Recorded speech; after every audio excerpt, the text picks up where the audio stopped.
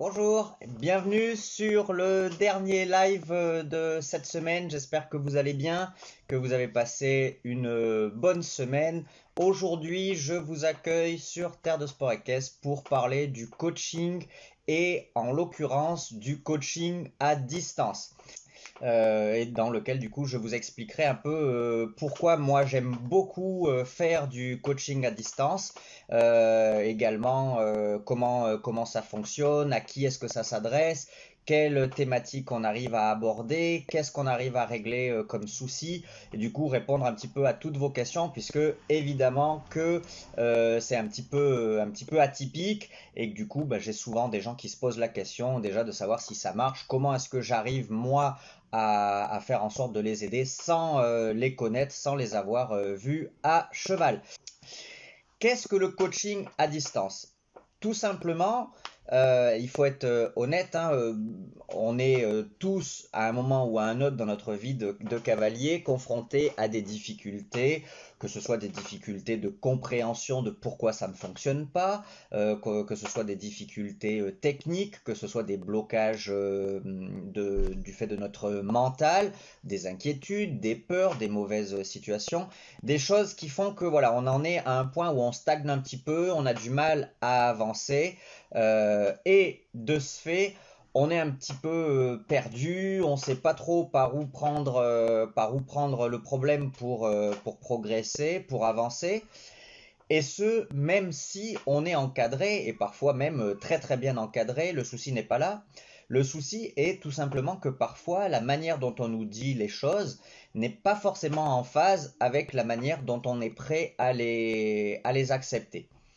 L'autre souci, c'est aussi que pour très nombreux d'entre vous, on peut se retrouver dans une structure équestre ou avec les chevaux à la maison où on n'a pas forcément d'encadrement professionnel de quelqu'un qui a une expertise ou en tout cas une expérience et qui peut nous amener des clés pour continuer à évoluer. Et donc, on peut se retrouver dans un besoin, une attente de conseil, une attente d'aide, une attente de style d'exercice qui nous ferait progresser. Oui, viens. Hop. Et donc, le gros souci... Ah, tu te dis bonjour? Bonjour. Bonjour. Alors attendez, alors là est grande première, parce que vous avez déjà vu Timothée très régulièrement pendant le confinement, vous avez vu mercredi Calypso, ah, attends mon loulou, mais aujourd'hui, et c'est la première fois, tout simplement parce que d'habitude pendant les lives, il fait la sieste, que vous voyez notre clown de service, hop, notre petit William, tu dis bonjour? Bonjour. Donc en fait, je t'explique mon loulou, là nous on nous voit dans le téléphone, d'accord? Mais il y a plein de gens qui nous voient dans leur téléphone et du coup on leur explique, on essaie de les aider un peu en équitation. D'accord? Oui. Oui. Donc là ça fait bizarre parce qu'on nous voit nous, mais les gens ils nous voient. Donc là ils voient que tu es en train de manger ton doigt. Oui. Ah, comment on fait alors? Hop là, ok. Alors tu leur dis un conseil à poney? Tabouret. Toi il s'appelle comment ton poney? Moi Pepper. Pepper il s'appelle. Poivre? Un Pepper. Ah non, pas poivre, Pepper. Du coup, regarde là, ici, il y a Dorine qui dit bonjour William. Oui. Tu dis bonjour? Bonjour. Fais coucou comme ça. Voilà. Allez, je reprends mes explications. Donc, si vous voulez, le souci de tous ces gens-là, dont vous faites peut-être partie, est qu'à un moment donné, la distance géographique fait qu'on ne peut pas toujours se rendre dans une écurie où on trouverait l'expertise, l'expérience, le conseil dont on a besoin. Hop, ça va Tim? Tu arrives à rentrer? Non, ça va. Et comment dire? Ou même dans mes écuries, moi j'ai régulièrement des gens, vous en faites peut-être partie, qui me contactent pour savoir où se trouvent les écuries pour venir travailler. Et malheureusement, quand je leur donne le lieu de mes écuries, du coup la distance fait qu'ils ne peuvent pas venir. Merci beaucoup Steph. Et donc, du coup, tout ça m'a amené depuis assez tôt dans le début de Terre de Sport Équestre, finalement, depuis 2 ans, à proposer du coaching à distance. Donc, je vous avoue évidemment que au début, en tout cas, ça avait du mal à prendre, parce que quand vous dites aux gens, Salut, je suis Simon de Terre de Sport Équestre, on se connaît pas du tout, je connais pas du tout ton cheval, j'ai pas l'opportunité de pouvoir te voir en présentiel, mais ne t'inquiète pas, je suis capable de t'aider. Bien évidemment, les gens, qu'est-ce qu'ils font? Ils y croient pas une seconde. Oh là, t'es fatigué? Bien évidemment, les gens, ils y croient pas une seconde. Et concrètement, ils font demi-tour, dire non, ça c'est du pipeau, c'est du blabla, mais ça ne peut pas m'aider. Comment est-ce que le gars qui ne me voit pas monter va pouvoir m'aider? Alors, à ça, je vais vous apporter les éléments de réponse, évidemment, mais je veux juste vous donner une petite anecdote d'il y a quelques semaines. Alors, attendez, je vais lire le message de Steph parce qu'après, on pourra plus le voir. Même en enseignement, il y a des moments où il est difficile de faire passer les choses. La discussion avec d'autres moniteurs de recherche, des recherches, les lives de Simon, merci beaucoup, permettent d'avoir des clés. Hop, nous n'avons pas la science infuse, ça c'est clair, il faut avoir envie d'ouvrir son esprit, ça c'est évident. Hop, ouais, t'as vu, on est frisé chez les Laforêt. Donc Stéphanie a tout à fait raison, peu importe notre niveau d'expertise, notre niveau d'expérience, il y a forcément des moments où on a besoin d'une autre vision des choses, peut-être parfois que les mêmes choses que votre moniteur essaie de vous faire passer, soit dites en utilisant d'autres mots, vont faire que ça va être beaucoup plus percutant pour vous. Et donc, je voulais vous raconter une petite anecdote d'il y a quelques jours. Donc, pour ceux qui ont déjà suivi la formation sur apprendre à voir ses foulées, vous avez peut-être, ou même si vous ne l'avez pas suivi, vous avez peut-être déjà vu dans votre fil d'actualité mes publicités pour cette formation-là.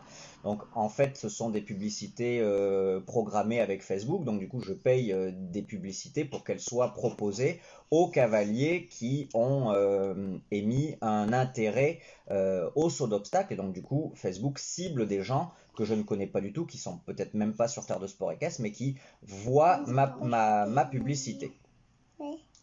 Et donc, l'autre coup, il y a une dame qui répond, donc qui fait un commentaire. Attendez les loulous. Qui fait un commentaire sur ma publication, sur ma publicité, en disant oh, encore une formation en ligne, comment pensez-vous qu'on peut progresser grâce à des formations en ligne? Pour progresser, il faut monter à cheval et ainsi de suite. En soi, elle n'a pas tort, évidemment, pour progresser, il faut monter à cheval. Bonjour Amandine de La Réunion, la classe. La Réunion, c'est une île très très loin, Tim. Oui. Et donc du coup, je réponds à cette dame. Je lui ai répondu, mais en réalité, lorsque vous prenez un cours avec votre moniteur, qu'est-ce qu'il fait? Il cible des observables. Sur ces observables, si vous êtes dedans, il vous dit que c'est bien. Si vous êtes à côté, il vous dit que c'est pas bien. Et il vous donne des pistes pour que vous progressiez et que vous reveniez dans les observables qui du coup valideraient que vous réussissiez l'exercice. Finalement, qu'est-ce que vous faites? Vous êtes en train d'écouter des conseils théoriques, puisque votre moniteur, il est à pied, même s'il voit en visuel à l'instant T ce que vous faites, il voit ce que vous faites, mais du coup, il vous donne des conseils en théorie. Il n'est pas assis avec vous sur le cheval en train de guider vos gestes. Une formation en ligne, et finalement, ça s'adapte aussi au coaching à distance, c'est exactement la même chose. Vous avez l'ensemble des observables qui sont proposés. Ensuite, vous êtes capable de vous dire oui, là je suis dedans, non, là je suis pas dedans. Et également, on envoie tous les cas de figure dans lesquels vous n'êtes pas dans les observables en termes d'exercice pour vous y ramener. Dans le coaching à distance, finalement, c'est exactement la même chose. La plupart du temps, les gens sont plus encore surpris quand, pour le premier échange, comme ça a été le cas hier avec Alexia, je ne sais pas si elle est là, c'est dommage qu'elle ne soit pas là, où du coup elle me demande, est-ce que tu as besoin d'une vidéo de moi à cheval avant pour qu'on puisse discuter ensuite? Bonjour Karen. Et là-dessus, je l'ai surprise, comme la plupart du temps, parce qu'on me pose souvent cette question-là, je dis non, pas la première fois, je préfère vraiment rien connaître la première fois. Donc là, du coup, les gens sont plus encore surpris, et du coup, je pense qu'ils se demandent comment est-ce que réellement il va pouvoir nous aider. Je vais vous expliquer ça tout simplement, et vu qu'il y a des enseignants, notamment toi, Steph, et peut-être d'autres, vous allez pouvoir, en essayant d'être le plus honnête et le plus objectif possible, ce dont je ne doute pas, valider mon appréciation, mon idée. Quand je vois un cavalier qui arrive à la maison, aux écuries, que je ne connais pas du tout, je ne connais pas son cheval, je propose, sans nul doute comme vous, quand c'est des cours privés, je propose de faire la détente comme le cavalier a l'habitude de faire, histoire de me faire mon premier avis, et ensuite je commence à intervenir. Vous voyez, d'habitude c'est vraiment l'heure de la sieste, hein. Et donc du coup, je me fais mon premier avis pendant qu'il fait sa détente comme il a l'habitude de le faire, et ensuite j'interviens. Salut Caro! Ce laps de temps, bonjour Nat, ce laps de temps dans lequel le cavalier va faire comme il a envie, moi du coup j'en profite pour me faire mon premier avis. En réalité, et c'est là enseignant que j'attends que vous validiez, si finalement vous vous dites ouais il a un petit peu raison quand même. On se fait un avis sur le cheval, sur le couple, sur le cavalier, en fonction de ce qu'on voit. D'accord? Ça c'est évident, vous allez me dire oui non là on ne peut être que d'accord avec toi. Mais surtout de ce fait en fonction de ce qu'on s'imagine, de ce que ressent le cavalier, en fonction de ce qu'on s'imagine de ce que propose le cheval, dans les contacts, dans le dynamisme, dans la souplesse, dans la capacité à réagir aux jambes, aux mains et ainsi de suite. On est toujours dans l'imagination de ce que le cavalier essaye de faire, essaye d'améliorer, et concrètement on utilise ce temps-là pour imaginer. Et encore une fois, on n'est que sur de l'imagination.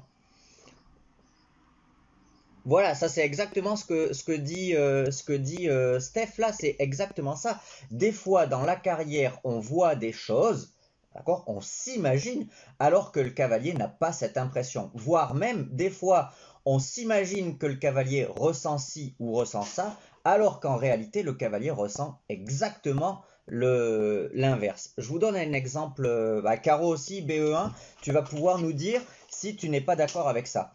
Est-ce que ça ne vous est jamais arrivé? Que vous soyez enseignant ou cavalier, hein, c'est pareil.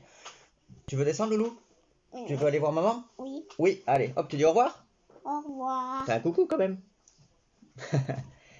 Hop, allez, va voir maman.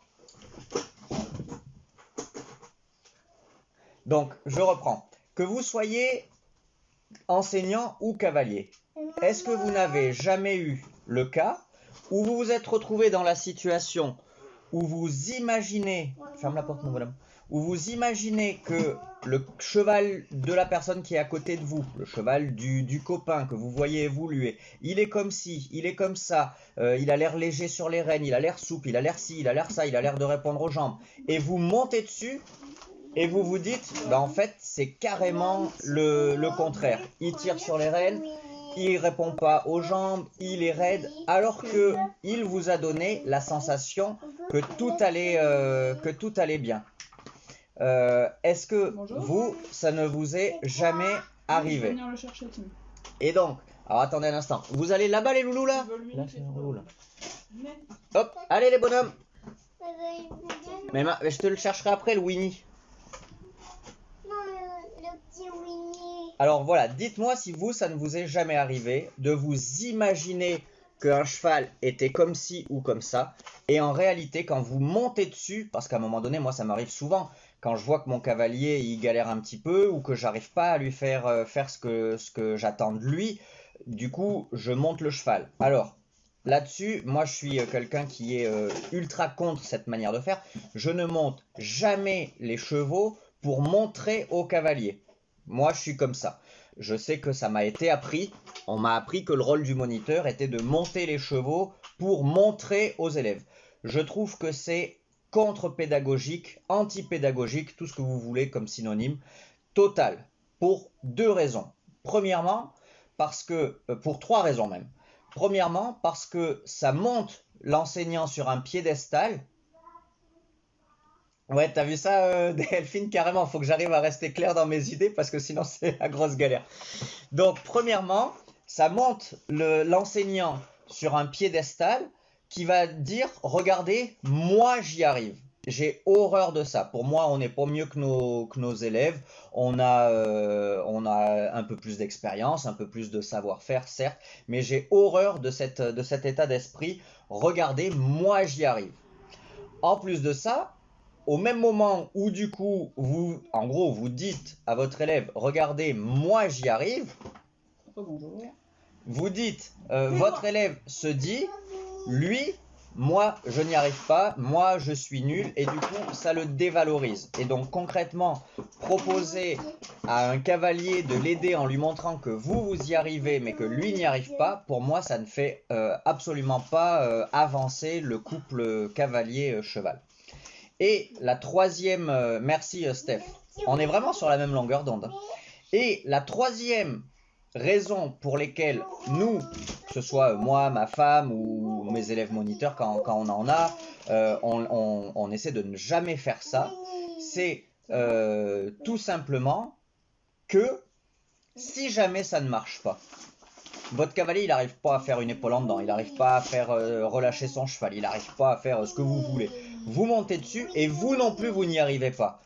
Derrière, vous perdez de la crédibilité, même si beaucoup de cavaliers sont capables de comprendre que vous n'êtes pas Merlin l'Enchanteur, on n'est pas des magiciens, on n'est pas forcément Kevin Stowe et un cheval qui a du mal à faire tel ou tel exercice en 3 minutes, il va peut-être pas mieux y arriver avec vous. Hop, allez oust.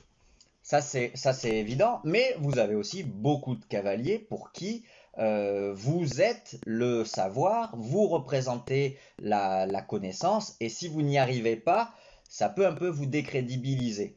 Et surtout que certains enseignants ont besoin de ça pour se sentir à l'aise avec leurs élèves.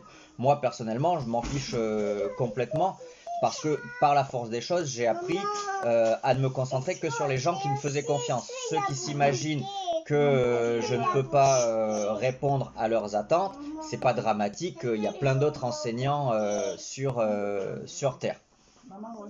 Cependant, il faut quand même pas non plus prendre le risque que votre élève ne croit pas en votre méthode, tout simplement parce que vous n'y arrivez pas sur son cheval.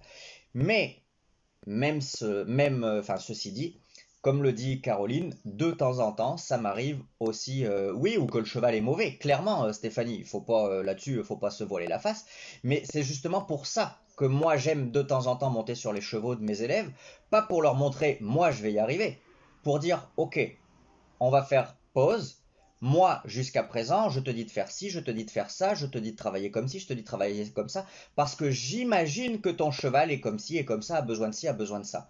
Maintenant, est-ce que je suis si loin que ça de la vérité? Et pour être si loin de ça de la vérité, et pour savoir si on est si loin que ça de la vérité, il n'y a que deux solutions. La première, c'est monter sur le cheval et se rendre compte que le cheval est réellement comme ci, est réellement comme ça.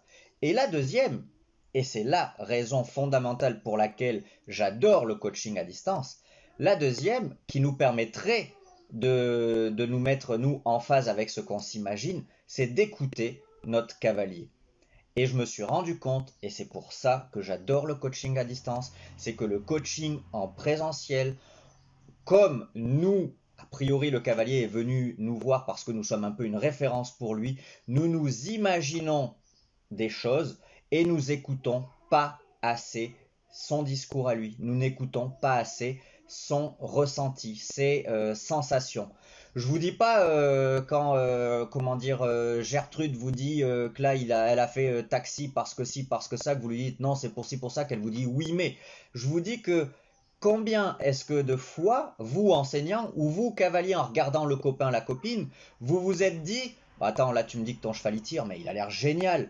Non, là c'est pas lui qui tire, c'est toi. Ça, j'adore ce truc-là quand j'entends des moniteurs dire ça. C'est pas toi, c'est pas lui qui tire, c'est toi.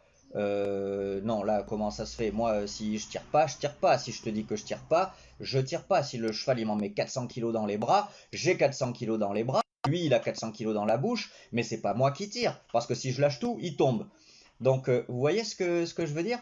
Et concrètement, je me suis rendu compte que en fonctionnant avec du coaching à distance, puisqu'en plus je vais plus loin que ça en demandant pas de visuel du couple. Je suis obligé, moi, de faire confiance au cavalier dans ce qui m'explique de qui il est, de où il vient, de où il veut aller, de ce qu'il ressent à cheval.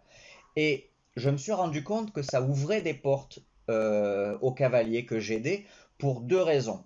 La première, c'est que je suis, en étant obligé de me fier à ses sensations, je vais répondre réellement à ses attentes. Je vous explique.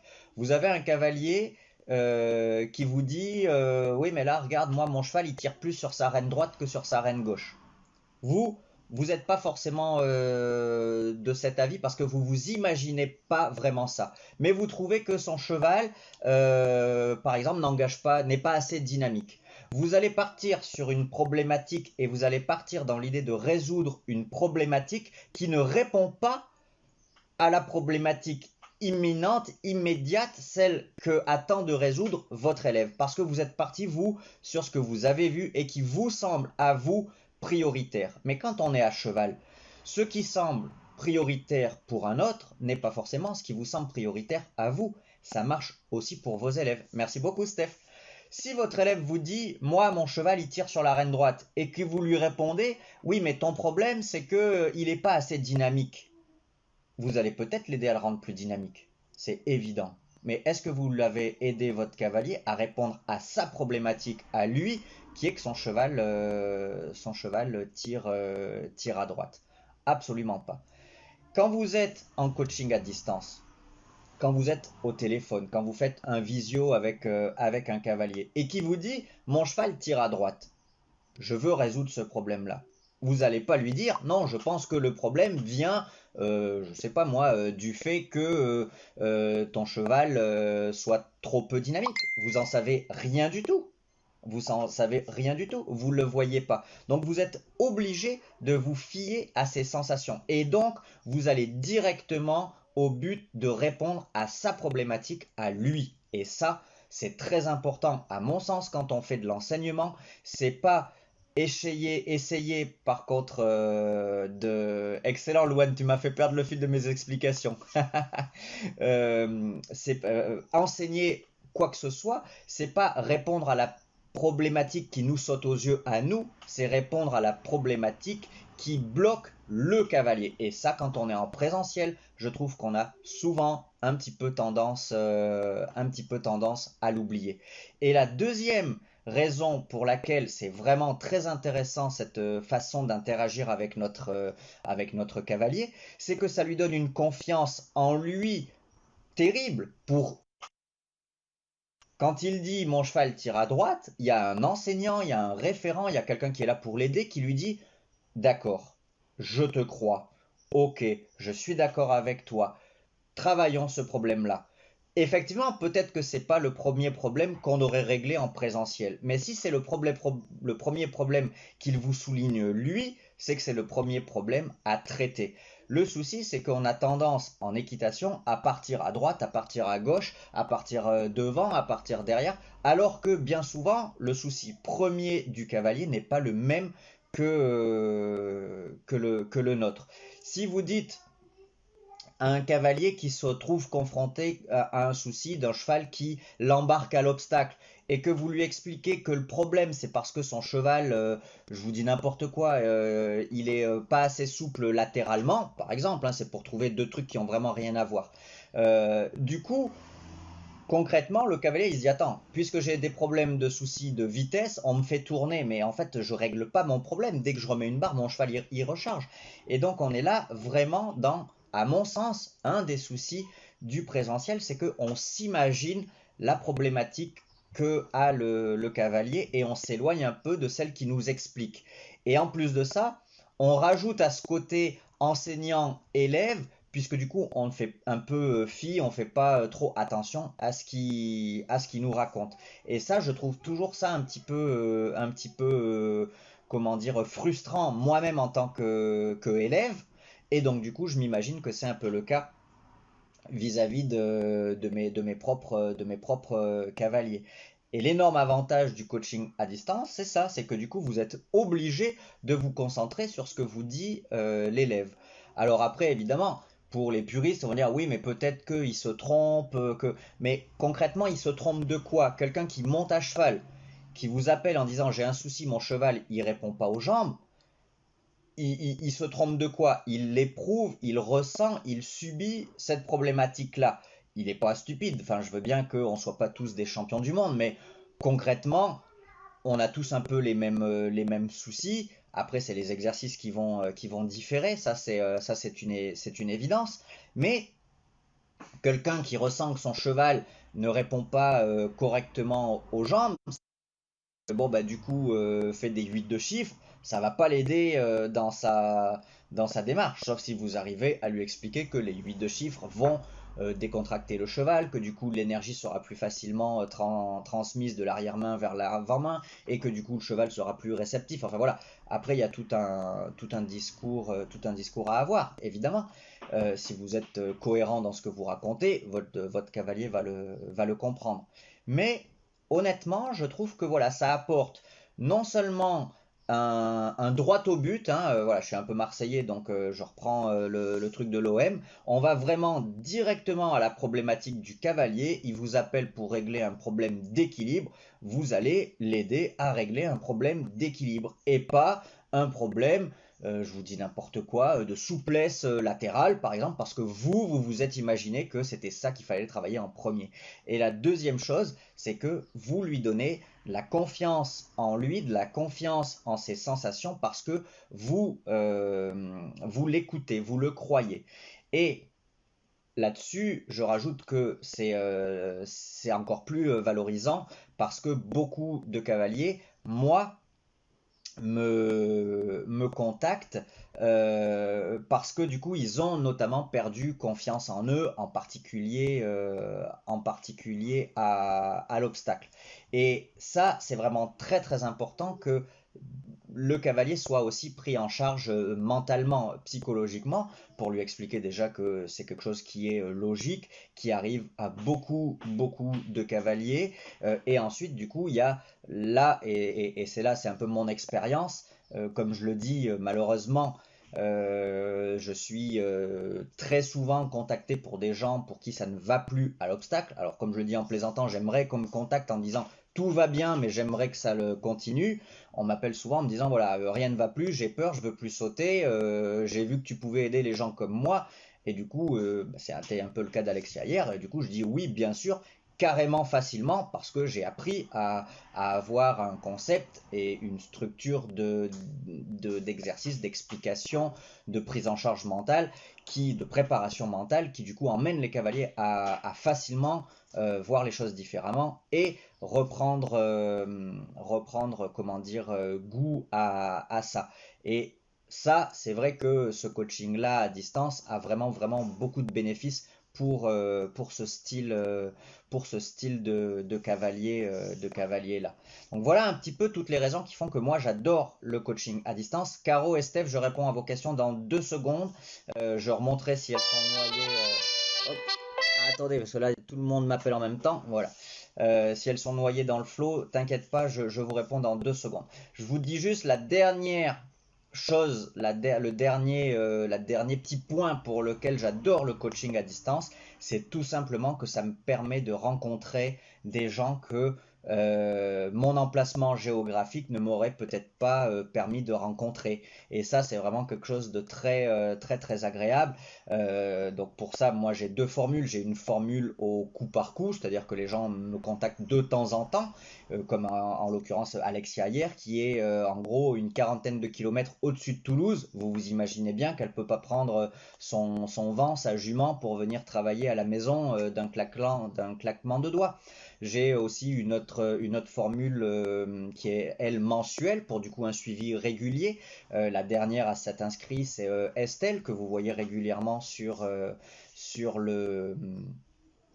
Terre de Sport Équestre. Et elle, du coup, pareil, elle est dans le sud-ouest. Elle peut pas venir comme ça du jour au lendemain facilement avec ses 2 juments.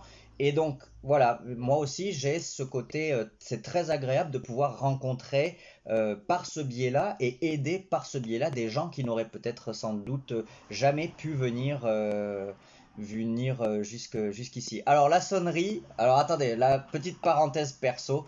Steph, la sonnerie a été choisie par mes deux loulous que tu as vu tout à l'heure. Et William, ça le fait mourir de rire à chaque fois qu'il entend la sonnerie. Donc tu sais, on avait fait toutes les sonneries que mon portable proposait et ils ont choisi celle-ci. Donc voilà le comment du pourquoi de la sonnerie. Allez, sur ce, je réponds à vos questions pendant encore quelques minutes et ensuite, pour rien vous cacher, on part en week-end pour voir la famille qu'on n'a pas vue depuis un petit moment. Donc, je remonte pour voir les questions et puis si vous en avez, n'hésitez pas, on est encore là un petit moment avec grand plaisir. Alors, Caro, il y a quelques minutes, tu me demandais ou tu me disais, par contre, toi, tu as la compétence d'apprécier le vrai problème, pas forcément le cavalier de petit niveau. Oui, Caroline, je suis d'accord avec toi. En partie, en présentiel, je suis 100% d'accord avec toi. À distance, je suis 100% d'accord avec toi. Tu nous as dit que tu étais BE1. Tu es capable, tu es capable comme moi, enfin moi j'espère, toi j'en ai aucun doute, les enseignants non plus. Nous sommes, disons, allez, nous sommes capables de déceler le problème. Caroline, et c'est ça qui, moi, me fait dire que finalement, en réponse, le coaching à distance est en réalité, à mon sens, nettement plus adapté que le présentiel, finalement, contre toute attente, c'est que là, tu soulignes exactement mon argumentaire, finalement, tu vas apprécier, toi, le vrai problème, alors que ton cavalier attend que tu répondes à son problème. Et toute la différence est là. Et parfois, la différence devient un océan. Si toi, tu te rends compte, encore une fois, que ton cavalier a tel ou tel souci et qu'il devrait progresser sur tel ou tel point, mais que lui attend de toi que tu l'aides sur un autre point parce que c'est celui-là qui le bloque, c'est celui-là qui lui prend la tête. En plus, pour la plupart du temps, pour les femmes notamment, une fois que vous avez une problématique en tête, vous avez vraiment du mal à en faire abstraction parce que ça vous mine, parce que ça vous froisse, parce que ça vous fait la boule au ventre. Mais j'arrive pas à faire ci, j'arrive pas à faire ci, j'arrive pas à faire ci. Et si on vous dit, mais t'inquiète pas, t'arrives pas à faire ci, mais pour l'instant on va s'attaquer à autre chose, vous n'y arrivez pas parce que ça vous... Oui, c'est important pour vous. Tout est tellement, vous prenez tout tellement à cœur que tant qu'on n'a pas résolu votre problématique, vous n'allez pas réussir à la mettre de côté en disant ok, on verra ça plus tard. Pour l'instant, on travaille ça. On m'a conseillé de travailler ça. Non, c'est ça qui vous mine. Il faut travailler ça. Et donc, je suis d'accord avec toi. Nous sommes capables de voir quel est le vrai problème. Mais en tant que cavalier, finalement, écoute bien, en tant que cavalier, nous sommes capables de voir quel est le vrai problème. Mais en tant qu'enseignant, nous ne sommes pas capables de répondre au problème du cavalier. Nous restons sur ce que nous imaginons, ce que nous apprécions, comme tu l'as dit, ce que nous avons en tête de ce qu'est le vrai problème. Et, encore une fois, parfois, très souvent finalement, le vrai problème n'est pas le problème que le cavalier aimerait résoudre. Et c'est là où du coup on se perd un petit peu cavalier enseignant parce qu'il y a une différence entre ce que le cavalier aimerait résoudre et ce que nous on lui propose de résoudre, chose qui ne peut pas y avoir à distance. J'espère que j'ai réussi non pas à te convaincre mais à t'expliquer. Alors, Steph, à distance, ce qui me gêne, c'est que le cavalier a peut-être un gros défaut de position, par exemple, qui handicape le cheval. Comment fais-tu pour corriger le cavalier? Alors, je ne sais pas si tu as fait attention, mais tu suis Terre de Sport Équestre depuis quand même un sacré moment et je pense que j'ai peut-être pu t'interloquer, t'étonner du fait que je parle quasiment jamais de la position. Je parle quasiment jamais de la position. Pour deux raisons. Premièrement, c'est que effectivement, je mets entre guillemets le job d'apprendre la position sur les enseignants du quotidien, si tu veux, sur le moniteur, la monitrice. Moi, je me dis que j'interviens peut-être en complément dans le coaching à distance ou un peu plus tard dans la formation du cavalier et je me dis que voilà, globalement, la position du cavalier a dû être un petit peu réglée en amont, logiquement. concrètement, je fais jamais de coaching à distance avec un débutant ou un galop 3-4, par exemple. Ça serait ridicule de me solliciter moi. Le cavalier galop 3-4 va trouver toutes les compétences nécessaires dans l'enseignant de son écurie. Maintenant, si on me sollicite, c'est avec grand plaisir, le problème n'est pas là. Mais voilà, est-ce justifié? Pas convaincu. D'autre part, je pense à un moment donné que dans l'expertise du cavalier, que dans l'expérience du cavalier, que dans la vie du cavalier, il y a un moment donné où, pour moi, comment dire, l'adage entre guillemets que la position est plus importante que l'action, je suis pas 100% d'accord avec ça. Pour moi, ce qui compte, c'est le fonctionnement du cheval. Et donc, la position, à mon sens, et ça n'engage que moi, la position peut être comment dire, reléguée à un second plan pour y mettre l'efficacité en premier plan. Et ça, c'est vraiment très important pour moi à un moment donné, déjà parce qu'on est tous un petit peu différents physiquement, on a tous aussi comment dire, nos points de force, nos points faibles, nos dissymétries, et c'est très compliqué d'expliquer à un cavalier qui est complètement tordu à droite qu'il faut qu'il soit bien droit. Il vaut mieux lui apprendre à travailler avec ce souci-là et peu à peu essayer un peu de le corriger, mais comment dire, si tu t'acharnes sur un, tu crées plus de tension que autre chose chez le cavalier, et pendant ce temps-là, il n'arrive pas à être efficace avec son cheval. Maintenant, pour répondre à ta question, là, je vous parle vraiment du début du coaching à distance. Une fois que on a engagé, on a eu un ou deux rendez-vous par exemple, après, peu à peu, voilà, j'en profite tout de suite dès la fin du premier pour dire, bah voilà, n'hésite pas à m'envoyer une vidéo, montre-moi ton travail sur le plat, montre-moi ton parcours si jamais c'est un parcours que tu as des soucis. Voilà, il y a un vrai échange qui se crée. J'ai même envie de dire mieux que dans du coaching en présentiel parce que là j'ai vraiment le temps. Je fais ça donc une fois qu'on a pris rendez-vous par téléphone et qu'on a échangé ou par visio. Quand je dis bah tiens envoie-moi une vidéo machin et tout, tac je fais ça quand j'ai un moment. Je suis posé dans mon canapé. Oui, on va bientôt chez tonton Philippe, loulou. Ça s'impatiente là-bas.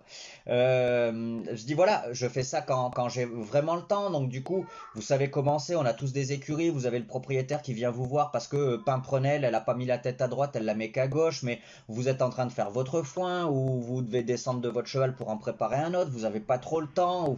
Enfin voilà, on court partout. Là, je prends vraiment le temps. Je suis chez moi, je suis tranquille. Je suis seul dans mon canapé. Je regarde ta vidéo, Steph. Ben voilà, ta fille, son poney, il est comme ci, il est comme ça. Je t'envoie 2-3 petites explications à mon sens de ce qu'il faudrait faire. Évidemment, là, je dis attends, elle est à l'envers sur la selle, il y a un problème, tu vois. Donc, il y a il y a tout un service entre guillemets un peu après-vente qui arrive entre les fois où on se contacte et qui fait que on arrive à corriger ça au fur et à mesure.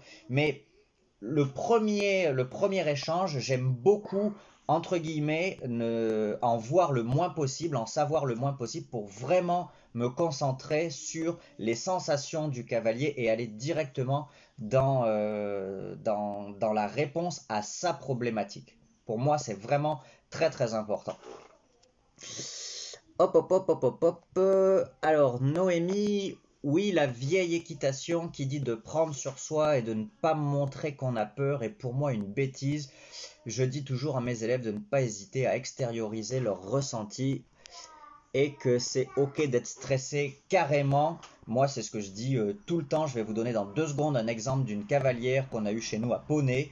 Mais avant ça, je vous dis, à l'obstacle en l'occurrence par exemple, enfin même à cheval, monter à cheval, avoir peur de monter à cheval, avoir peur de sauter en étant assis sur un cheval, il n'y a rien de plus naturel.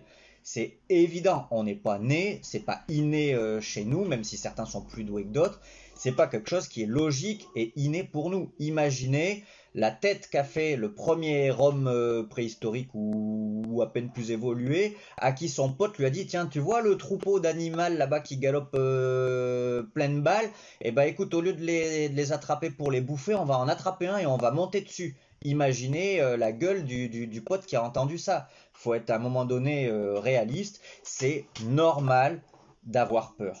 C'est quelque chose qui est normal. Il n'y a rien de plus naturel. Ensuite, c'est notre capacité à contrôler le cheval, notre expérience et tout ça mélangé, notre capacité à maîtriser, parce que sans maîtrise, on aurait toujours peur, et notre expérience, qui vont faire, et aussi, ah oui, j'oubliais, mon troisième point, une succession de réussites, une succession de petites ou grosses réussites, qui vont faire qu'on va prendre confiance en nous et qu'on ne va pas avoir peur de telle ou telle situation. Mais demain, vous prenez Kevin Stowe, vous prenez Pénélope Le Prévost, vous allez sceller Pimprenel qui a ça de poussière sur le dos parce qu'elle est pas débourrée et que personne veut s'en approcher parce qu'elle mord, elle tape, enfin elle est horrible. Et vous lui dites, tiens, bah maintenant tu vas aller enchaîner le parcours à 1,50 m. Même si d'habitude il a, ou même à 1 mètre, disons, allez, il va être mort de peur, comme nous tous, c'est logique. Tout ça, pourquoi? Parce qu'on sait ce qu'on est capable de faire et on sait ce qui est beaucoup plus loin de ce qu'on est capable de faire. Et là, malheureusement, effectivement, trop de cavaliers, trop d'enseignants vous disent mais t'inquiète pas, mais ça va bien se passer, mais t'inquiète pas, mais ça va bien se passer. Moi j'ai peur de sauter dans le vide. Vous allez beau me dire mais t'inquiète pas, ça va bien se passer, j'ai peur de sauter dans le vide. Et en réalité, on ne répond pas à la problématique du cavalier qui est de lui montrer et de le rassurer sur sa capacité à réussir. Et la plupart du temps, c'est pour ça qu'on se retrouve avec des cavaliers qui malheureusement, moi, me contactent parce qu'ils ont eu peur ou qu'ils ont peur à l'obstacle et qu'ils ne veulent plus sauter. C'est que finalement, ils sont programmés parce qu'ils ont eu tellement de mauvaises situations, d'échecs, ils sont programmés à être confortés par la prochaine situation qui ne fonctionne pas. Si à chaque fois que vous prenez le vélo, vous prenez un vélo, vous tombez, c'est pas compliqué. Au bout d'un moment, vous aurez peur de monter à vélo. Vous aurez peur de monter à vélo parce que votre cerveau va se dire, tout simplement, tu vas monter à vélo, tu vas tomber. Tu vas monter à vélo, tu vas tomber. Et malheureusement, même si à un moment donné, vous prenez 100 fois le vélo, 99 fois pour faire un pourcentage, vous prenez 99 fois le vélo et que vous ne tombez pas, la seule fois où vous allez tomber, votre cerveau, qu'est-ce qu'il va vous dire? Tu vois, j'avais raison, regarde, tu es tombé. Et quand on est dans cette philosophie-là, quand on est dans cet état d'esprit, c'est ce que j'expliquais hier à Alexia, notre cerveau va complètement octroyer les 99 fois où ça s'est bien passé pour ne se concentrer que sur la seule fois où ça s'est mal passé, pour dire tu vois j'avais raison. Et donc du coup on a une peur qui reste là et ça devient très compliqué de ne pas s'inquiéter de telle ou telle situation. Hop. Simon est marseillais, aime les bigoudens, sonnerie de téléphone et vit en Normandie. Ouais, t'as vu ça? Et je suis marié à ma femme est du Nord, alors tu vois bien le truc de dingue. Oui, le cavalier doit avoir droit d'avoir peur, ça nous arrive aussi, mais carrément. Alors moi, j'ai souvent des discussions avec les gens qui viennent me voir en stage, notamment, tu vois, et ils me disent, oui, mais bon, évidemment, c'est facile pour toi, t'as pas peur de sauter. Du coup, je dis, attention, ou tu sautes des grosses barres, t'as pas peur de sauter des grosses barres. Je fais, attention, j'ai pas peur de sauter des grosses barres avec les chevaux que je connais, avec les chevaux que j'ai l'habitude. Je dis, mais maintenant, demain, tu m'amènes un bronco sauvage ou un mustang des bois, je vais peut-être pas m'amuser à enchaîner le parcours que je viens d'enchaîner avec mon cheval. On est tous dans des situations où on a peur de faire telle ou telle chose. Et par exemple, le ski, c'est exactement pareil. Est-ce que vous connaissez un skieur qui est à l'aise sur des pistes vertes, moyen sur les pistes bleues et qui vous dit pas, moi t'inquiète pas, j'ai pas peur des noirs. A contrario, est-ce que vous connaissez un skieur qui est très à l'aise sur les pistes noires qui va vous dire, moi j'ai peur sur les pistes vertes? Les deux situations sont improbables, tout simplement parce que quand on sait qu'on maîtrise, quand on a l'expertise et qu'on a une succession de réussites, on n'a pas peur de faire quelque chose qui est plus facile que ce qu'on fait d'habitude. Mais par contre, ce très bon skieur sur les pistes noires, peut-être que si vous l'ameniez faire du hors-piste dans des rochers avec des bosses, des machins, enfin tout ce que vous voulez, donc en gros plus compliqué que la piste noire, il serait mort de peur. c'est évident. Et de notre côté, le skieur qui est à l'aise sur les pistes vertes mais qui tombe à chaque fois sur les bleues, c'est mort, vous lui ferez pas faire la rouge ou la noire. C'est exactement pareil en équitation. Le coaching à distance peut se faire aussi avec des cavaliers avec un petit niveau en CSO. Et ben écoute, Alexia qui m'a contacté hier, elle sort en épreuve Club 2. La grosse particularité du CSO, si tu veux, Valérie, c'est que la peur, nous, on la focalise sur la hauteur, alors qu'en fait, c'est un petit peu différent. On en parlera si jamais ça t'intéresse. Mais du coup, c'est pas parce qu'on saute petit qu'on n'a pas peur de l'obstacle et que du coup on pourrait pas être aidé au coaching, et c'est pas parce qu'on saute gros qu'on peut pas être aidé non plus. Donc en fait, il y a pas de notion de hauteur dans l'aide que je peux apporter sur le coaching à distance en termes de CSO, parce que moi je vous donne ce que j'explique souvent, c'est que moi je mélange un peu de technique, mais de développement personnel et de prépa mentale. Et en l'occurrence, ça se prête très très bien aux gens qui me contactent pour des soucis à l'obstacle, parce que l'obstacle, la plupart du temps quand on me sollicite à l'obstacle, c'est pour des blocages, enfin c'est pour de la préparation mentale, c'est de l'inquiétude si tu veux, c'est pas de la technique. Là où effectivement, par exemple, aider un cavalier qui aurait un galop 3 sur le plat, je vais peut-être pas être utile. Aider un cavalier qui a du mal à son cheval sur le plat, là je vais être utile. Mais à l'obstacle, c'est de la prépa mentale finalement. Bon, il y a un peu plus, mais en gros, c'est de la prépa mentale. Donc évidemment que tous les niveaux peuvent être concernés, et même souvent les plus petits, puisque c'est le cap qu'on arrive à passer ou pas. Je saute pas trop haut parce que j'ai peur d'aller plus loin. Et c'est là où moi j'arrive à aider les gens à passer ça. Hop, hop, hop. Week-end en famille, ouais, carrément, Steph. Karen, j'aime beaucoup ta vision des choses. Bah écoute, mille merci, c'est très très agréable. Hop. Allez, sur ce, ah non, il y a encore, en résolvant le problème du cavalier, on arrive petit à petit à résoudre les autres soucis qui viennent du premier souci. Oui, tout à fait, Stéphanie, tu as tout à fait raison, mais surtout, à partir du moment où on commence à répondre à la problématique pour lequel les gens te contactent, derrière, ils vont être encore plus enclins à accepter tu leur dises, bon ben maintenant on va s'attaquer à ça. Si je prends un autre exemple, vous emmenez, écoutez bien, vous emmenez votre voiture au garage parce que, je vous dis n'importe quoi, j'y connais rien en mécanique, je suis nul et ça m'intéresse absolument pas. Vous amenez votre voiture au garage et vous demandez au mécanicien de regarder parce qu'il y a un bruit bizarre plutôt situé sur la roue arrière droite de votre voiture.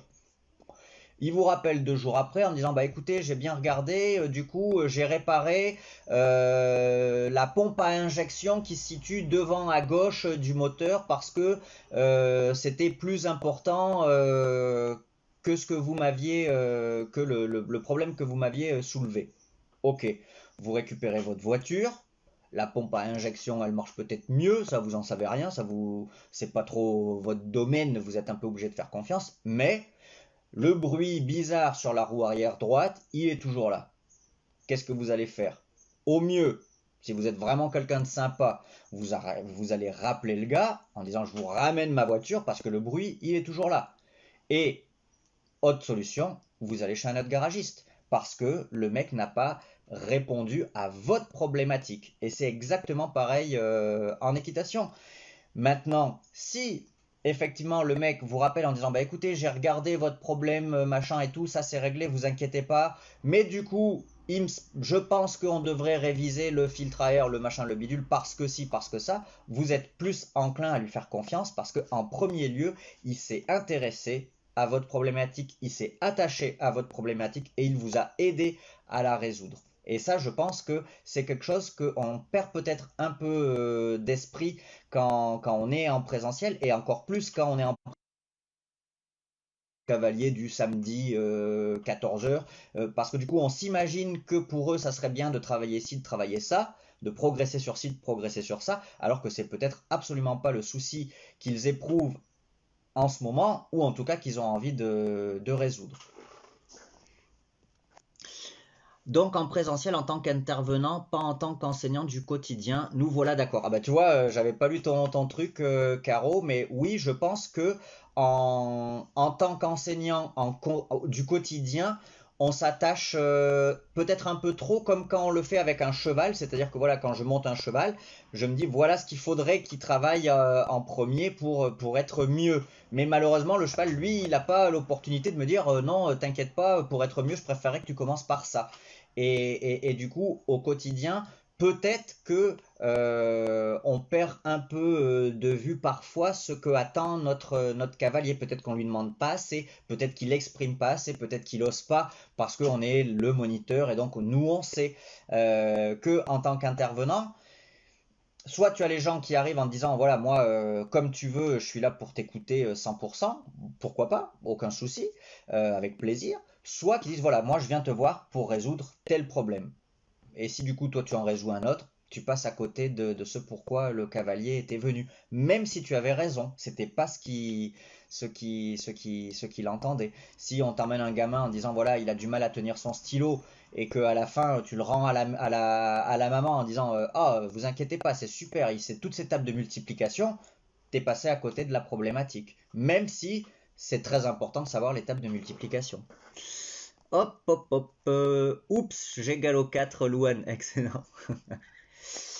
Je me simplifie la vie. Les noirs, je les faisais directement sur les fesses. J'étais pété de trouille. Allez, Steph, bah toi, nous, c'est pareil. Une fois, on s'est retrouvé en haut d'une noire avec ma femme, on s'était planté sur le machin, on a descendu sur les fesses, on a enlevé les skis.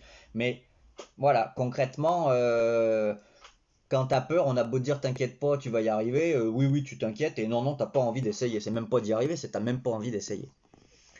Hop. Suite à une chute sérieuse, Dorine, à la barre, j'ai peur de donner renne avant alors que j'ai envie. Je prépare mon cheval au trek et lui apprends, saute. Le stress est important au fur et à mesure. Ben voilà, malheureusement, c'est très souvent pour des raisons un peu similaires que les gens ont peur, pour des situations dans lesquelles ça s'est mal passé, ils ont peur à l'obstacle et on ne le prend pas assez en considération. En fait, le gros souci, c'est que, à mon sens, à l'obstacle, on focalise toujours tous enseignants et cavaliers sur la hauteur et on oublie de structurer la réussite. Et pour ça, j'ai quelques très très bons exemples pour que les gens prennent conscience et d'eux-mêmes ensuite ils changent leur perception des choses.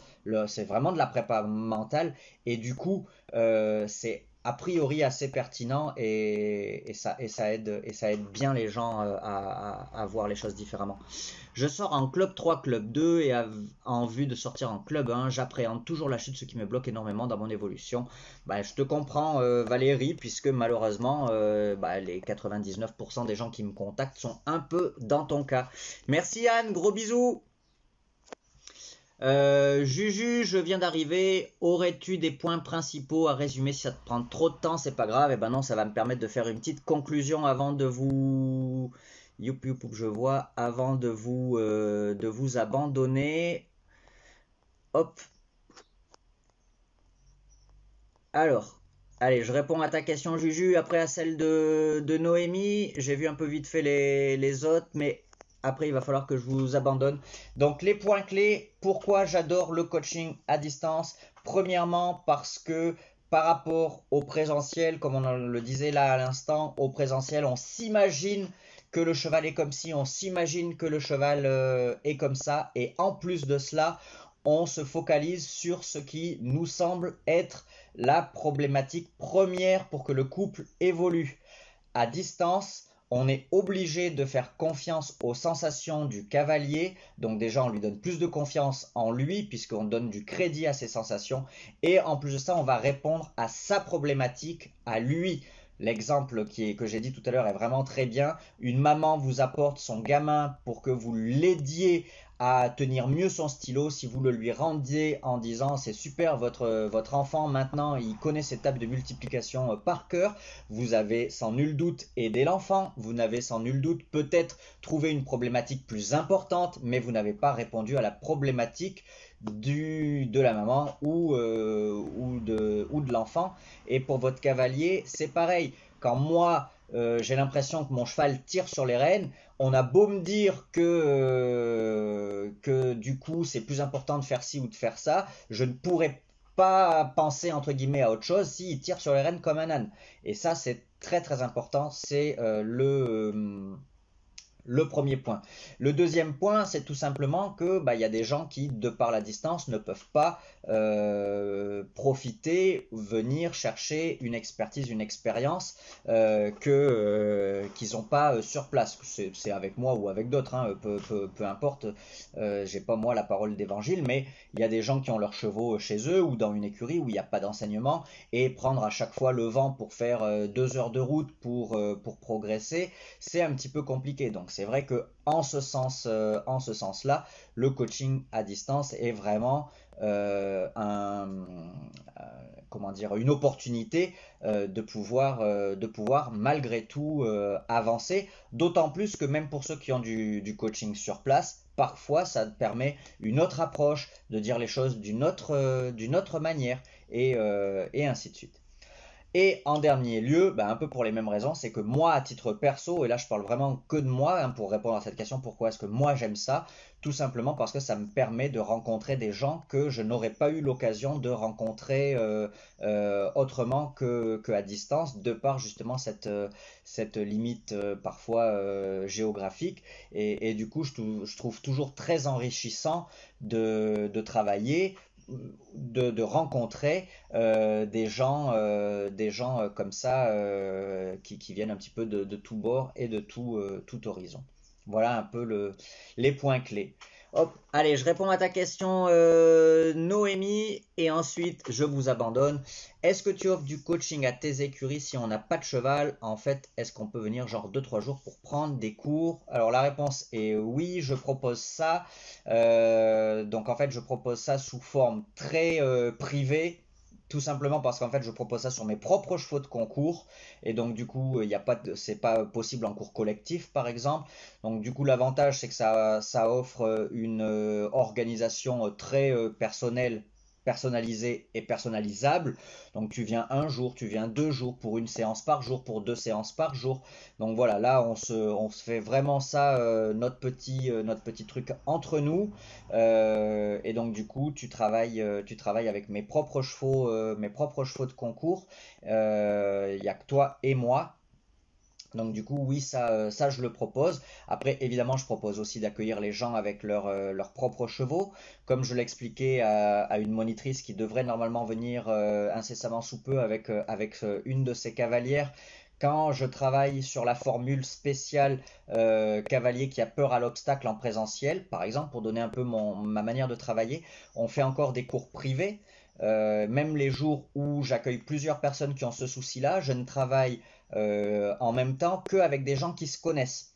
Tout simplement parce que j'ai testé en fait au début où je faisais du coup des stages comme ça, stage cavalier qui a peur à l'obstacle. Et donc du coup j'avais parfois 5-6 cavaliers. Mais du coup le regard des autres est tellement important que les cavaliers sont vraiment bloqués. Même si on sait qu'on est dans un cours où tout le monde a peur à l'obstacle, on accorde encore de l'importance au regard des ordres. Donc du coup, j'ai changé cette méthode-là, par exemple, tu vois, c'est vraiment pour donner ma philosophie, c'est que du coup, je ne travaille en même temps qu'avec des gens qui se connaissent, c'est-à-dire que voilà, comme là, la monitrice et sa cavalière, pour enlever cette inquiétude du regard des autres, et je le propose la plupart du temps sur des créneaux spécifiques pour pas qu'il y ait d'autres personnes, parce qu'encore une fois, voilà, quelqu'un d'accoudé, même le galop 2, même le débutant d'accoudé sur le port de la carrière, quand on est à cheval et qu'on s'inquiète à l'obstacle, on dit oh bah voilà, si je me loupe, qu'est-ce qu'il va penser, qu'est-ce qu'il va machin, qu'est-ce qu'il va bidule, et ça c'est vraiment très très important de réussir à casser ces barrières mentales là. Donc pour répondre à ta question à toi, oui bien entendu que je le propose, mais voilà de manière très privée, très entre nous, et en l'occurrence sur mes propres chevaux. Donc du coup, voilà, je peux pas accueillir 5 personnes par exemple, c'est infaisable, parce que du coup, en plus, je veux pas que mes chevaux de concours deviennent des chevaux de club, quoi, aussi. Hop, hop, hop, hop, hop, hop. Bon week-end, salut So, merci beaucoup. top l'exemple de la maman et l'enfant. Ah, merci beaucoup Steph, merci, j'aime ta vision des choses, c'est super sympa ton ouverture d'esprit. Et ben écoute, mille merci à toi encore une fois. Comme je te l'ai dit la dernière fois, même si ton homme m'a dit que c'était plutôt boisson fraîche, là je sais pas si vous êtes en Normandie, mais il sera peut-être content d'avoir le café. Comme je te l'ai dit, le café est servi. Sur ce, je vais vous abandonner. D'ici quelques minutes, j'aurai la fierté de vous partager l'article qu'a très gentiment fait Adeline de l'astucerie de l'écurie. Donc je vais vous partager l'article. N'hésitez pas à le repartager si ça peut l'aider elle aussi à créer du trafic et à faire connaître son blog et sa page. C'est super sympa. Comme je vous dis, je pars en week-end, mais je vous ai tout programmé. Hier jusqu'à 1h du matin, j'ai travaillé pour vous. J'ai programmé toutes mes petites publications de chaque jour jusqu'à dimanche matin. Et dimanche soir, je pense que sur le retour, je vous propose le programme des lives de la semaine prochaine. Sur ce, 1000 bisous. Je vois s'il n'y a personne d'autre qui avait besoin d'un petit... Hop, j'arrive plus. Ah bah si. Tac, tac, tac, vous me dites merci, vous me dites au revoir, on est bien d'accord, ok, bah écoutez, c'est super sympa. Quand on pourra de nouveau voyager, je te contacterai sans doute, Noémie, bah écoute, avec grand plaisir. Des cavaliers qui viennent du Canada, j'ai encore pas eu l'occasion. De la Martinique, j'ai déjà eu, mais pas du Canada. Et puis voilà. Juju, c'est top ce que tu fais. Bah écoute, mille merci. J'ai l'impression de tellement progresser en t'écoutant. C'est un petit peu le but. Mille merci à vous. Bon week-end. À bientôt. Salut.